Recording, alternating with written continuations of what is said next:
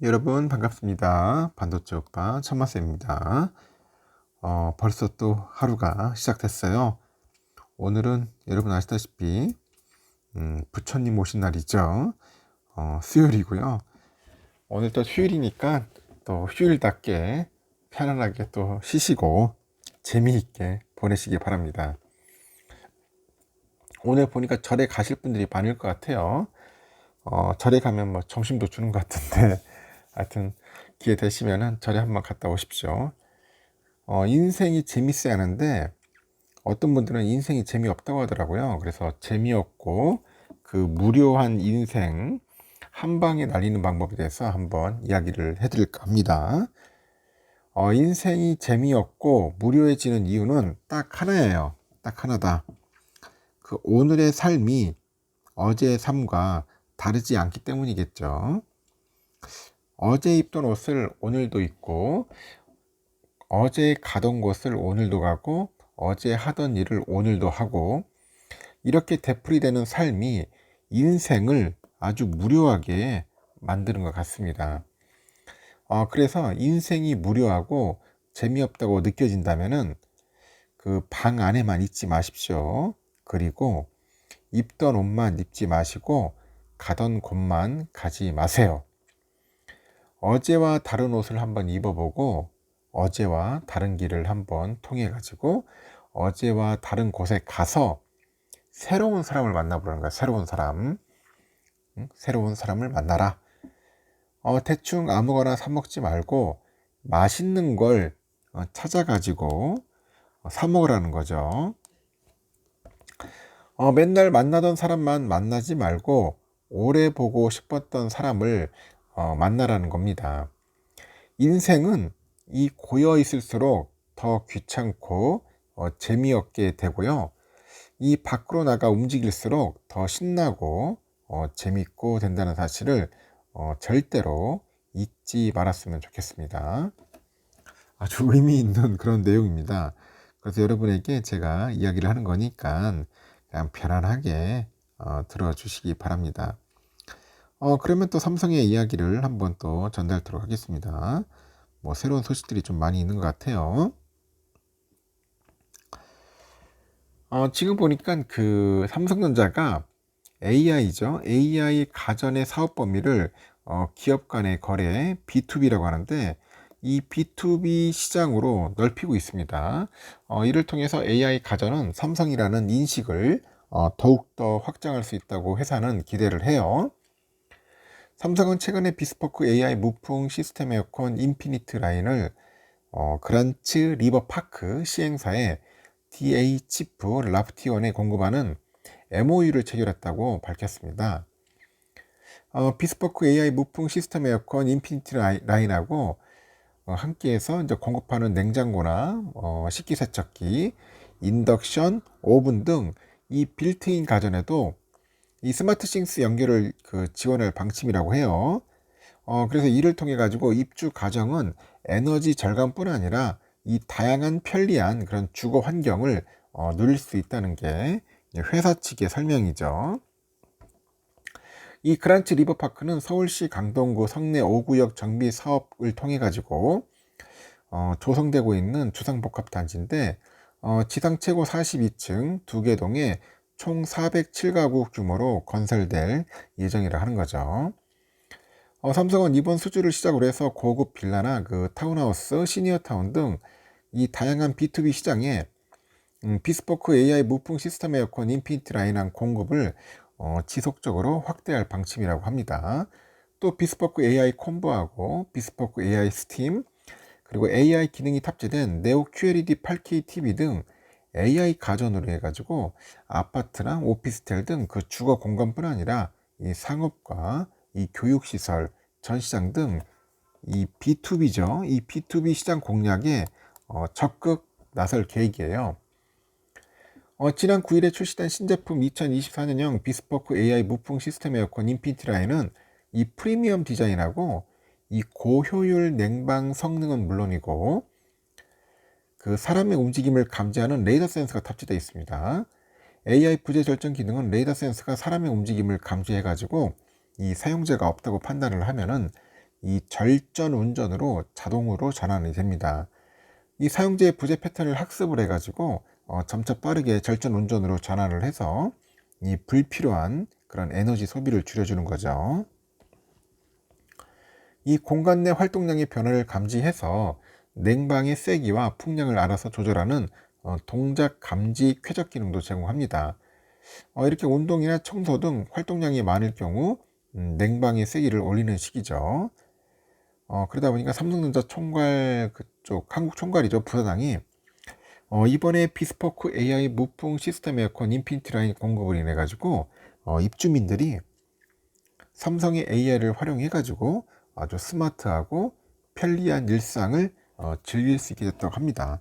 앞으로도 이 B2B 시장에서 삼성만의 그 차별화된 그 AI 기술을 보다 많은 소비자들한테 선보일 것 같아요. 그러면 AI 가전은 삼성이다, 이런 공식을 이 B2B 시장 생태계까지 확장해서 나갈 것이다, 그런 겁니다. 아주 삼성전자가 참 대단한 것 같아요. AI 가전은 삼성이다. 대단합니다.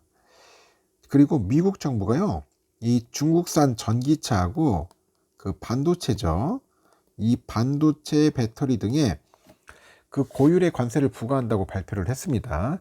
그래가지고 관련 업계도 주시하고 동향을 현재 보는 것 같아요. 이 바이든이, 미국 대통령이죠, 바이든 대통령이 중국의 불공정 무역 관행과 그에 따른 피해에 대응하기 위해서 그 지시한 관세 인상의 핵심 표적은 중국산 미래 첨단 산업 제품과 주요 광물에 집중이 되어 있습니다.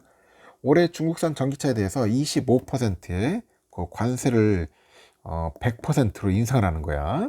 그리고 리튬이온 전기차 배터리하고 이 배터리 부품은 7.5%의 관세를 25%로 올리기로 했습니다. 천연 흑연하고 영구 자석의 관세율은 0에서 26년에 25%로 그 외 핵심 광물의 관세율은 0%에서 올해는 25%로 상향 조정됩니다. 사실상 미래 산업의 완성품은 물론이고 핵심 원자재의 관세 폭탄이라는 그런 전방위 규제에 나선 셈인데, 오는 11월에 미국 대선을 앞두고 있어요. 그래서 바이든 대통령이 속한 그 민주당의 선거 전략 차원에서 이뤄진 것 아니냐, 그런 인식입니다.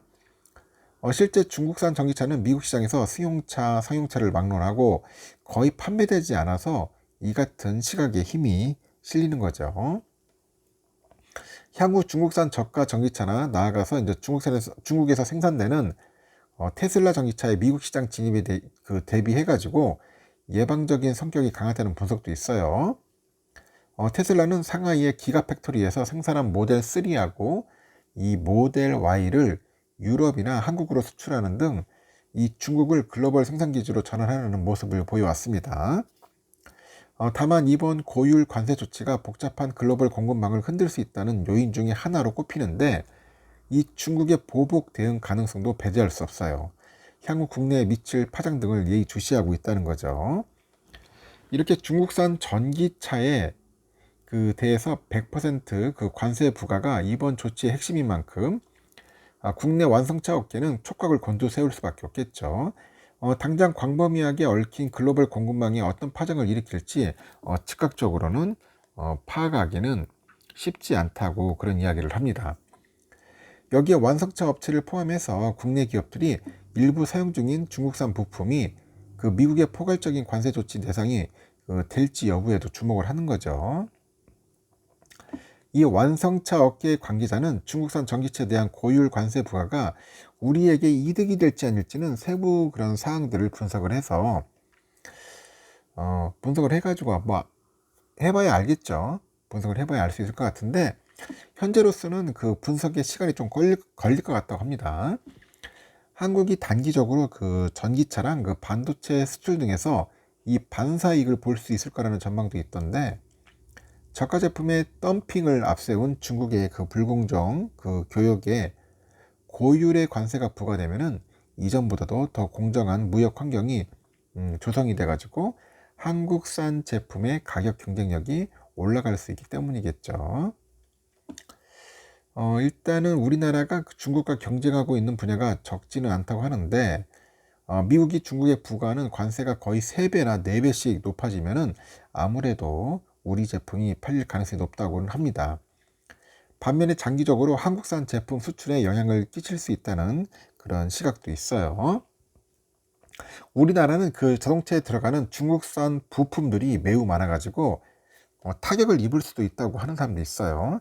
이 미국이 중국을 견제한다고 해서 우리 자동차가 더 잘 팔릴 것이다, 그렇게 볼 수만도 없다고 합니다. 미국 정부는요, 2025년까지 중국산 그 레거시 반도체를 25%에서 50%로 인상하기로 합니다. 다만 미국이 중국산 범용 반도체 제품에 물리는 그런 관세를 올려도 한국 반도체 산업에는 별다른 영향이 없을 거로 보는 거죠. 한국은 첨단 반도체, 중국은 저가 9세대 범용 반도체 위주로 주력 분야가 달라가지고 이런 지표적인 경쟁 관계와는 거리가 멀기 때문이라고 해요. 특히 중국은 미국 등의 제재로 첨단 반도체 공급망에서 이탈하다 보니까 이 저가 범용 반도체에서 투자를 집중했고요. 또 삼성하고 하이닉스가 세계 시장 점유율을 절반 이상 차지하는 그 메모리의 경우에 한국과 중국의 기술력과 생산 능력 격차는 현재 상당히 큰 것으로 평가를 받고 있습니다. 배터리 업계에서는 미국이 중국산 배터리에 부과하는 관세가 더 높아지면 한국산 배터리가 가격 경쟁력 측면에서 다소 유리해질 수 있다고 보는데, 중국의 CATL하고 BYD죠. 자국산의 저가 배터리를 앞세워서 내수를 넘어서 해외 시장에서도 빠르게 점유율을 확대하고 있어요. 미국이 인플레이션 감축법 등으로 중국산 배터리에 대한 진입 장벽을 높여도 중국의 업체들은 배터리 가격을 대폭 낮춰서 공세를 펼쳐왔습니다. 그러나 미국이 중국산 리튬이온 전기차 배터리에 그 부과하는 관세를 연내 7.5에서 25%로 인상하면은 가격 경쟁력 저하가 불가피할 것으로 봅니다. 업계 관계자도 미국의 그 전기차 시장에서는 한국 배터리가 주도권을 잡고 있다.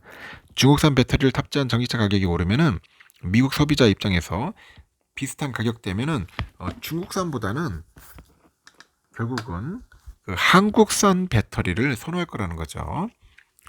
이 또 철강 분야에서는 미국의 대중국 관세 인상으로 이 중국 기업들이 한국으로의 수출 물량을 더 밀어내다 보니까 포스코나 현대제철 등 한국 기업들이 어려움을 겪을 수 있다는 관측도 있어요. 그래서 이번 조치로 중국의 대미국 철강 수출이 감소할 수 있지만은 한국은 미국 정부가 그 정한 쿼터 범위에서 이 철강 제품을 무관세로 수출하기 때문에 미국 시장에서 반사이익을 누릴 수 있을지 없을지 한번 살펴봐야 합니다. 하여튼 그 미국 시장에서는 반사이익을 누릴 수 없는 구조라고 해요.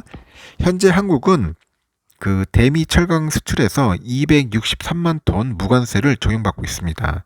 대신에 미국 판로를 잃은 중국 철강사들이 한국을 포함한 그 다른 지역에서 자국산 철강 제품 판매를 강화할 수 있겠죠. 이렇게 되면은 국내 철강 시장에서 더 치열한 경쟁이 펼쳐질 가능성도 있어요. 게다가 최근에 들어서 엔저 심화로 일본산 철강 제품의 국내 유입도 활발해지고 있다고 합니다. 하여튼 미국 정부의 이번 조치는 기존의 범위 안에서 부품의 공장과 공급망을 그 미국 위주로 재편하려는 그런 의미가 아니겠냐. 그러면서 이 보호무역주의가 강화되는 추세에 맞춰가지고 사전 대비할 필요가 있다. 뭐 그런 겁니다. 미국이 제대로 한번 쪼는 것 같습니다. 중국을 저렇게 해가지고 관세로 아주 조진다고 하는데, 과연 중국이 가만히 당할 수만 있느냐? 제가 볼 때 중국은 가만히 당하지는 않을 것 같습니다. 앞으로 미중 무역 분쟁, 미중 갈등은 점점 심해질 것 같습니다. 일단은 여기까지 하겠습니다, 여러분. 여러분 하여튼 휴일이니까 편안한 하루 보내시고요. 또 다음 시간에 뵙도록 하겠습니다. 감사합니다.